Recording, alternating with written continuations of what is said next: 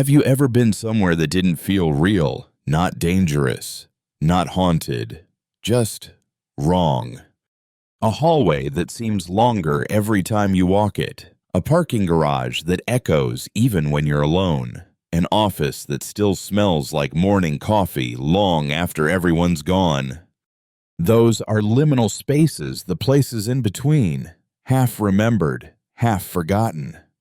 They exist in the moments where one reality ends and another hasn't started yet. And if you ever find yourself standing in one, you can almost feel the world breathing around you like it's waiting to decide whether you still belong in it. These stories aren't about ghosts. They're about the quiet machinery of reality and what happens when it slips for just a second. From empty airports that never close, to hallways that loop back on themselves, to voices calling from fluorescent rooms that shouldn't exist, these are 7 true liminal space horror stories that will terrify you. Because sometimes, the scariest places aren't abandoned at all.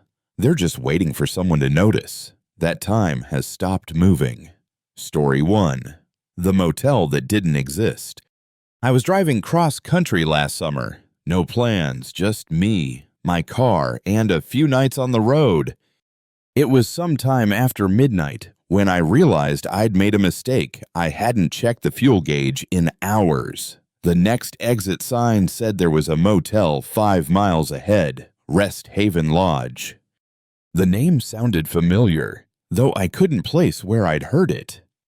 When I pulled off the highway, everything was quiet. No cars, no lights except for the buzzing neon sign half lit by a flickering vacancy. I parked, stretched my legs, and walked into the front office. The door creaked open, and a small bell rang, but no one came. The place smelled faintly of dust and air freshener. There was an old guest book on the counter, a landline phone, and a key rack with only one tag left room 7. After a minute, a woman appeared from the back room. She looked tired, polite, but empty-eyed, like someone who hadn't slept in days. She slid the key across the counter and said, "Cash only.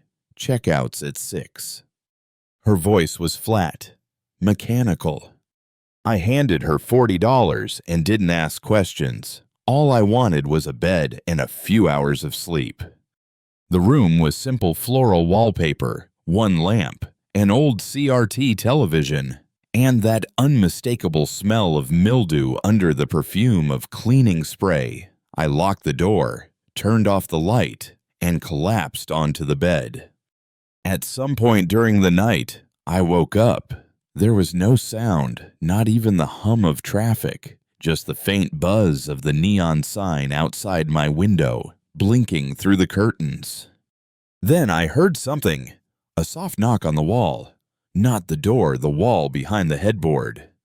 It came again, 3 knocks, slow and steady. I sat up, heart racing, listening. The room next to mine must have been occupied, I thought. Thin walls, nothing unusual. But then a voice spoke, right behind the wall. "Can you see it too?" I froze. The voice was whispering, but close, like someone had their mouth right against the other side of the wall. I didn't answer. After a few seconds, the voice said again, a little louder, "It's right outside." That's when I noticed the flicker of light under the curtain, not from the sign this time, but something moving, a shadow sliding across the window. It stopped. The room went completely silent, and for a moment, I thought I was dreaming. Then, the doorknob turned. Just slightly, enough to click. I grabbed my car keys, threw my stuff into my bag, and ran.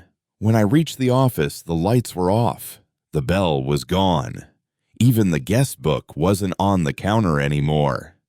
Outside, the sign had stopped flickering, and when I looked closer, I saw that it didn't say Rest Haven Lodge. It said nothing at all. The letters were faded, peeled, and unreadable.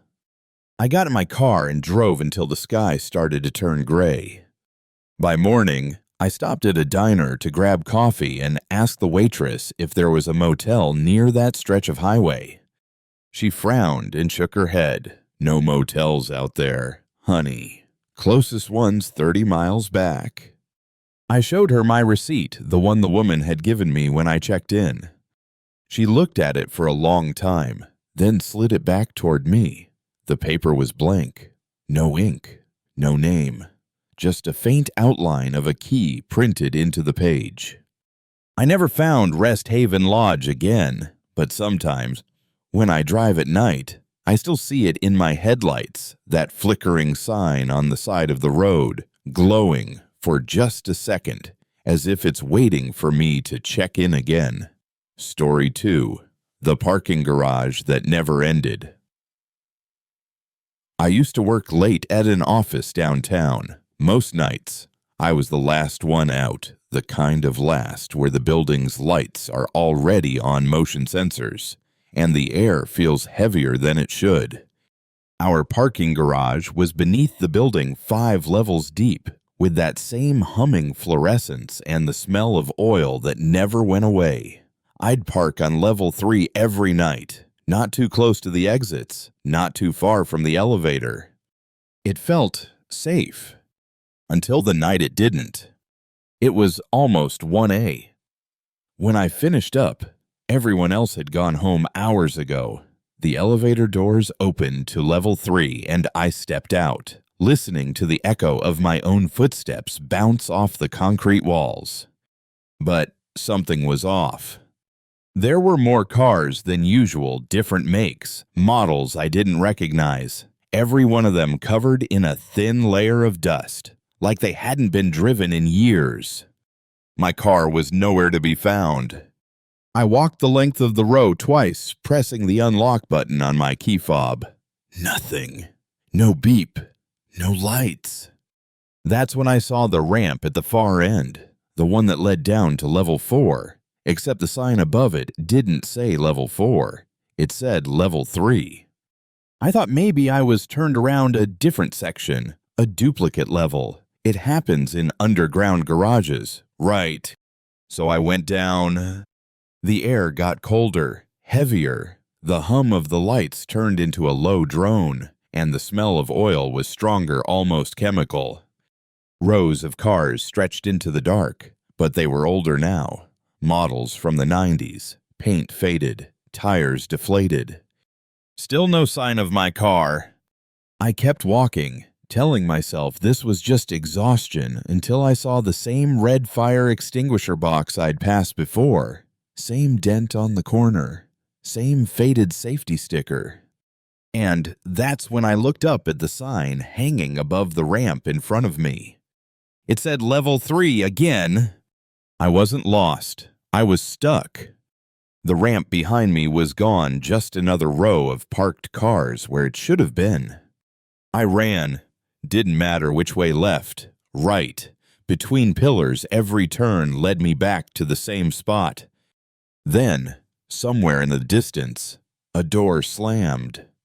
It echoed through this garage sharp, final, and after that, footsteps. Slow, measured, coming closer, clicking against the concrete floor in a steady rhythm. I hid behind a car, some old blue sedan caked in dust, and waited. The footsteps stopped. I could hear breathing now, just a few feet away, slow and deliberate.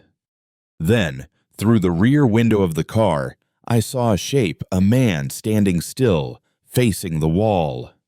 He was wearing a uniform. Security. Maybe. But his reflection in the glass wasn't moving. The body did, the reflection didn't. That's when I ran, no plan, no direction, just up toward where the air might be. And somehow, after what felt like forever, I burst out through the stairwell door into the street, under the orange glow of a city that felt real again. I never parked there again. 2 weeks later, the company moved buildings. They said the garage was being demolished, something about structural instability. But I still drive by sometimes, and even though the building's gone, the entrance to the garage is still there, sealed with concrete, except for one small crack near the top.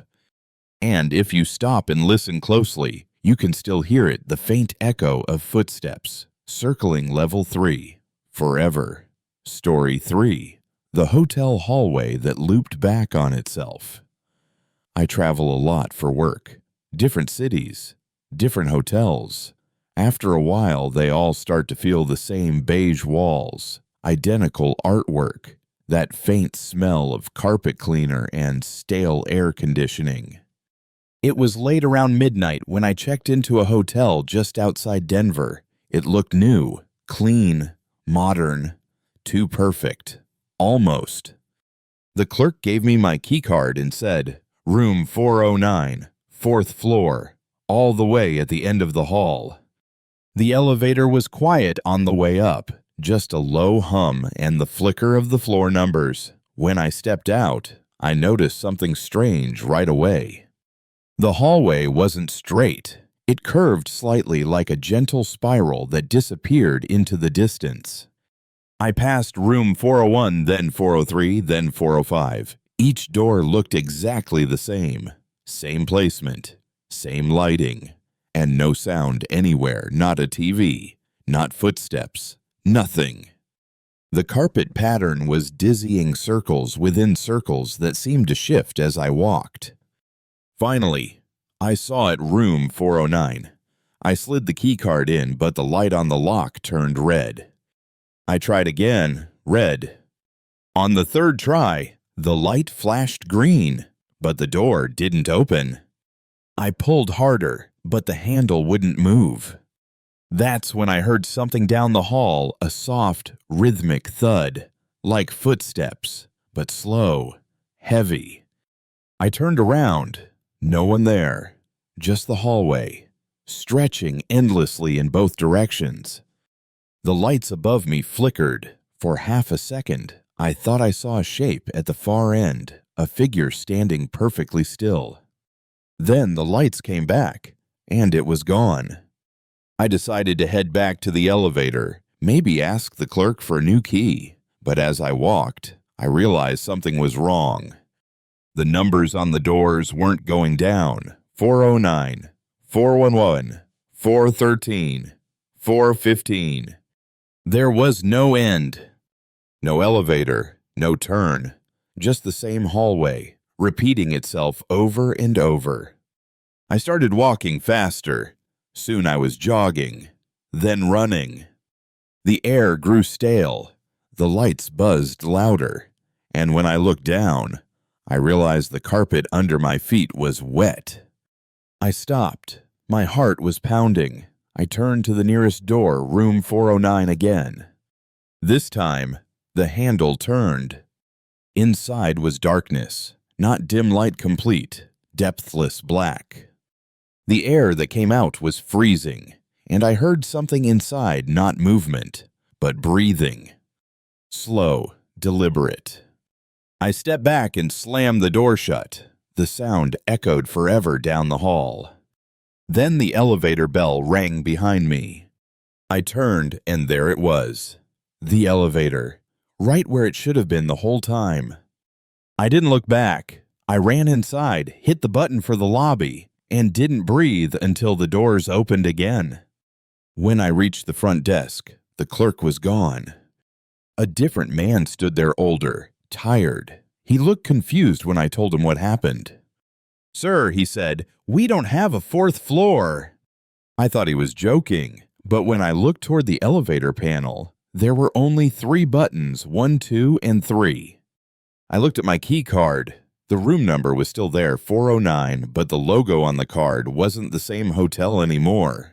Different name, different color, different font. I left and didn't look back. 2 weeks later, I searched online out of curiosity. There used to be a hotel in that same spot, same address, but it burned down in 1996. The fire started on the 4th floor. No one ever found the cause. And sometimes People still report seeing lights on in the windows that don't exist anymore. Story 4. The subway that never stopped. I used to take the late train home every night. The 2:15 a.m. line from downtown, almost empty. Always the same hum of steel and flickering fluorescent light. The subway at that hour feels different. It's quiet, but not peaceful. The kind of silence that feels aware of you. One night, after another long shift, I got on at West 42nd. There were only 3 other people in the car, a man asleep under a newspaper, a woman staring blankly at the floor, and an older guy clutching a duffel bag like it held his entire life. The doors closed. The train lurched forward. I leaned against the window and watched the tunnel lights blur by. Then I realized something strange. We'd been moving for a while. Too long. Normally, there's a stop every couple of minutes, but the train kept going. No announcements, no change in speed. Just the endless rhythm of metal and air. I checked the map above the seats. Our line was short 7 stops. But when I looked back down at my phone, there was no signal. Just searching. I glanced up. The man with the duffel bag was now staring at me. He looked scared, not confused, terrified. He mouthed something, but I couldn't hear it over the rumble. I walked closer. What? He shook his head, whispered, "We missed the last stop." "What do you mean?" I asked. He didn't answer. He just kept staring at the window. Outside, there were flashes, not lights, exactly, but something like doorways passing too fast to see. Every few seconds, I thought I saw movement between them like people standing in the dark. The intercom crackled, then a voice came through, so faint I almost missed it. "Next stop, terminal." But there's no terminal on that line. I checked the map again. It ended at Kingsway Station, not terminal. The lights in the car dimmed. The sleeping man was gone. The woman, too. Just me and the old man. He stood up suddenly and said, "When it slows down, don't look out." "What?" He didn't respond. He just pressed himself against the opposite door. Eyes shut tight. The train began to slow. The sound of metal grinding echoed through the car. I felt my chest tighten. Outside the windows, there was light again, not fluorescent, not tunnel light, something else. It looked like daylight. I couldn't help it. I looked. What I saw wasn't a station. It was a corridor. Endless. White. Sterile. Like an office hallway that had never been used. Rows of doors lined the walls, each slightly open. Behind some, I could see people standing frozen, mid-gesture, as if time had stopped for them. The train came to a complete stop. No announcement, no sound, just stillness. The old man whispered, "Don't get off." I wanted to ask why, but when I turned, he was gone. I looked back at the doors. They slid open on their own. The corridor stretched forever in both directions. And then, something stepped inside. I didn't see it clearly, just its reflection, a tall shape that didn't match anything human. I stumbled back, hit the emergency lever, and the train lurched violently. The doors slammed shut. The world outside blurred into black again. After what felt like hours, the lights flickered back on. The intercom crackled. Next stop, Kingsway Station. When the doors opened, it was morning. A janitor stared at me like he'd seen a ghost. "Where'd you come from?" he asked. I told him the 2:15 a.m. line. He frowned. "Kid, that train's been out of service for years. They shut that route down after an accident in the tunnels." "What kind of accident?" I asked.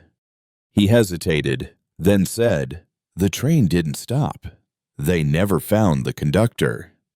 He walked away, and I stood there, listening to the sound of air moving through the tunnels. For a second, I thought I heard the rumble again, faint, distant, as if another train was still running down there. Somewhere it shouldn't be. Story 5. The office that stayed lit after midnight. I used to work night shifts at a financial firm downtown. It wasn't glamorous, just data entry and server checks. But the pay was decent, and I liked the quiet. The building was a 20-story glass tower, modern, cold, and somehow always too bright. At night, the city outside looked like another world. The streets empty, the windows of other buildings dark. Only ours glowed like a beacon against the dead skyline. My job was simple: check that the automated reports ran correctly, send the files before 2 a.m., lock up by 3. Most nights were uneventful, but there was one thing that always unsettled me. The office lights on floor 14 never turned off, even when the cleaning crew finished, even after everyone left. That floor stayed lit. No one was supposed to be there. The firm had closed that department months ago. Budget cuts, they said. But sometimes, while waiting for the elevators, I'd hear faint typing, a printer running, even laughter. I mentioned it once to security. They shrugged. Probably a wiring issue. That floor's been disconnected for years. Disconnected, but the lights were always on. One Friday night, curiosity got the better of me. Around 2:30, I took the elevator to floor 14. The button shouldn't have worked. There was tape over it, but it lit up anyway. The doors opened to a rush of cold air, and for a moment, I thought I'd stepped back in time. Everything looked exactly as it must have years ago. Desks lined up in perfect rows, monitors on, coffee mugs still half full. The hum of fluorescent lights was constant, too constant. I called out, "Hello." No answer. I walked further in. Every screen displayed the same spreadsheet, endless rows of numbers repeating across columns. No labels, no headers. Just data. As I leaned closer, I realized the numbers weren't random. They were timestamps, dates. And each one had a name beside it, all employees who'd once worked there. Except the dates didn't make sense. They extended far into the future. I turned off one of the monitors. Immediately, another one flickered on by itself, filling the silence with that faint electric hum. The printer in the corner whirred to life. Paper fed through on its own. I approached slowly, my pulse pounding. The page slid out, blank at first, then a single line appeared. "You shouldn't be here."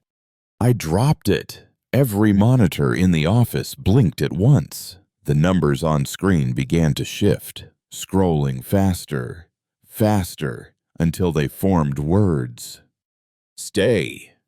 The elevator dinged behind me. I turned. The doors were open, but the light inside was flickering like the bulb was fighting to stay alive. I ran. The second my foot crossed the threshold, the doors slammed shut. The elevator dropped. Not smoothly, it fell, violently, like gravity had doubled. Then it stopped. Floor 1. When I stumbled out, security was waiting. "Sir, where did you come from?" one of them asked. "Floor 14, I said. They exchanged looks. Then one said quietly, "Kid, that floor's sealed. Has been since the fire." "The fire?" He nodded. "Electrical fault. Whole department gone overnight. Lights never went out, though." I looked past him to the building directory on the wall. Floor 14 wasn't listed. It skipped from 13 straight to 15. I quit the next morning. But sometimes, when I drive past that tower late at night, I still see one floor glowing faintly above the rest, pale white light behind dark glass. And if you look long enough, you can make out shapes moving behind the windows, typing, printing, working. Long after the world below has gone dark. Story 6. The gas station on Route 47. There's a stretch of highway between two towns in Arizona, Route 47. Locals call it the Dead Mile. It's not on most maps anymore, but if you follow it after midnight, you'll eventually see a small gas station, a single building, surrounded by desert. No lights for miles, just that one. I found it by accident. I was driving from Flagstaff to Tucson, half asleep, music low, road signs sparse. Around 1:40 a.m., the fuel light came on. No stations for another 50 miles, according to my GPS. Then, out of nowhere, a flickering neon sign appeared in the dark. Gas open 24 hours. Relief flooded through me. I pulled in. The place looked wrong. Too still. Too clean. The pumps were old metal, faded, but there wasn't a speck of dust on them. I got out, started filling my tank. The price per gallon blinked on the screen, $1.09. That didn't make sense. Gas hadn't been that cheap since the 90s. I laughed nervously, assuming it was broken. Then I noticed something else. The air was completely silent. No wind, no insects. Even the desert itself seemed to be holding its breath. Inside, the convenience store was lit by humming fluorescent bulbs, rows of perfectly organized snacks, soda bottles that looked decades old, labels faded and colors off. A man stood behind the counter, gray uniform, no name tag, no movement. "Evening," I said. He nodded once. Too slow. I tried to pay with my card. He shook his head. "Cash only." I handed him a 20. He slid open the drawer, but it was empty. No bills, no coins, nothing. He looked up at me and said, "You're not supposed to be here." I froze.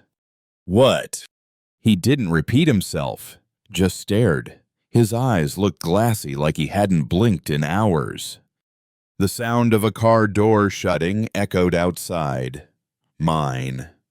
I turned around, but through the glass, the parking lot was empty. Then I heard the bell above the door ring. Someone had entered. But no one was there. The lights flickered. For a split second, I saw shapes reflected in the cooler doors, figures standing between the aisles. Not reflections, not people, just silhouettes where light refused to touch. The clerk spoke again, his voice low, mechanical. "They don't like it when someone stays too long." Before I could answer, the entire store went black. The humming stopped. All sound vanished. Then, one by one, the lights came back, but the store looked different. Dusty, abandoned, like it hadn't been open in years. The clerk was gone. The counter was cracked, the shelves empty. Cobwebs covered everything. I ran outside. The pumps were rusted. The sign was dark. My car door was open, keys still in the ignition. I jumped in and drove, tires screeching on cracked asphalt. In the rearview mirror, the gas station disappeared, not faded gone, as if it had never been there. When I reached Tucson, I stopped at another station. The clerk there stared at me like I was insane. "There's nothing on Route 47, he said. "That road's been closed for decades. Gas station burned down in '99. Whole place flattened." He hesitated, then added, "But people still see the light sometimes." He leaned closer. "They say if you stop there, the man behind the counter will warn you before the rest of them notice you're not supposed to be there." I laughed, but it came out shaky. On my car seat, the $20 bill I'd paid with was still there, but it wasn't a 20 anymore. It was an old, faded gas receipt, stamped Route 47 service paid in full, July 14th, 1999. Story 7. The airport that never closed. I used to work for an airline during college, mostly graveyard shifts, luggage checks, late-night arrivals. It was boring, repetitive, and lonely. But airports at night have their own strange beauty. Wide, echoing halls, the hum of escalators running with no one on them, announcements playing for flights that had already landed hours ago. I always said the airport felt alive at night, like a body that kept breathing even after the passengers had gone home. One night, my manager asked if I could stay late. A system update needed someone on site until 4 a.m. I agreed. By 2:30, the entire terminal was empty. The lights dimmed automatically. The floors gleamed like mirrors. I was sitting behind the counter, half asleep, when I noticed something strange on the departures board. A flight had appeared, gate C13, departure 3:10 a.m. Destination. No airline, no flight number, just dashes. I thought it was a glitch, but then came the announcement. Now boarding, Flight 00 at gate C13. The voice was familiar, but distorted like it was echoing through water. Curiosity got the better of me. I decided to check it out. As I walked, the automatic lights flicked on in perfect sequence, leading me down the long, empty concourse. The signs for gate C13 weren't on any directory, but every time I turned a corner, there it was again, an arrow pointing deeper into the terminal. The air grew colder. My footsteps echoed too loud. When I finally reached it, I stopped breathing. Gate C13 looked untouched by time. Old carpeting, yellowed walls, posters from the 1980s still on the glass. A boarding door stood open, leading to a jet bridge bathed in pale blue light. At the counter, a woman in an outdated uniform was waiting. Her name tag read Elaine. Flight 00, I asked, half joking. She nodded slowly. Her smile was wrong, too polite, too practiced. Boarding soon, she said. Do you have your ticket? I don't think so, I replied. She tilted her head. Everyone has a ticket. She slid a small envelope across the counter. Inside was a boarding pass printed on paper so old it was yellowing. Passenger, my name, seat 7A gate, C13, date blank. I felt my stomach twist. I think there's been a mistake, I said. She didn't blink. Boarding soon, she repeated. Behind her, through the glass, the tarmac stretched into nothing. No planes, no lights, just fog thick, endless fog. Then I heard footsteps behind me. A group of people was walking silently toward the gate. Men, women, children, all in clothes from different decades. None of them spoke. They just moved past me, one by one, and handed the woman their tickets. When the last one disappeared down the jet bridge, Elaine looked at me. You should go, she said softly. They don't like it when someone watches. The lights above us flickered. The PA system hissed. Final call for Flight 00. I backed away. The fog outside began to move slowly, deliberately, like it was alive. I turned and ran. Every corridor looked identical, every sign pointing nowhere. When I finally burst back into the main terminal, the sun was rising. The departures board was empty again. I told security what I'd seen. They laughed at first until one of them said, "There's no C13. Never has been." I didn't believe him until I looked for myself. C12, C14, nothing in between. Still, sometimes when I work late at other airports, I listen for that voice, the one that sounds like it's echoing underwater, announcing a flight that doesn't exist. And once, just once, I heard it again. Now boarding, Flight 00 at Gate C13. I looked down the terminal. All the lights were off, except one, a faint blue glow at the very end. There's something strange about places that almost feel familiar, the ones that look like the world you know, but just slightly off. A hallway that shouldn't exist, a light that never turns off, a door that leads somewhere that isn't supposed to be there. Maybe those are the cracks, tiny fractures in reality, moments when the machinery of the world slips for just a second and you're able to see what's underneath.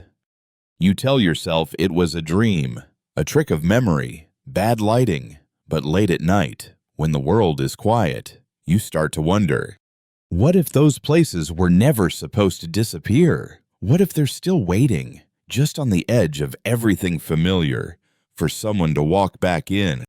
Maybe the factory lights still hum in the distance. Maybe the hotel hallway still loops forever. Maybe the train, the office, the airport, they're all still there.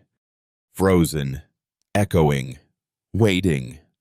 And if you ever find yourself standing in one of those spaces again and everything feels just a little too still, don't listen for the sound of footsteps. Don't look for the exit, because if you notice the silence too long, it might start noticing you back.